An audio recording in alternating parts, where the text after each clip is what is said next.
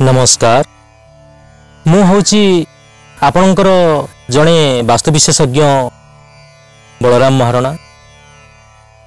जेतेबेले आपण कौनसी घर करिबा पई जगह निरूपण करुछंती बा घर करने को जाउछंती ताहा आपणक पई गोटिए जुगान्तकारी पदक्षेप।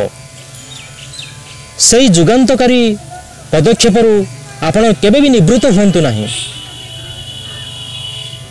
जहा कि सारा जीवन आपण को समृद्ध दे आसीबो। तो मोर कहवा कथा आपण कौनसी ना कौनसी गोटिए वास्तु विशेषज्ञ परामर्श नहीं घरटी को करंतु, जहा कि आपण को सारा जीवन उन्नति ही उन्नति दब।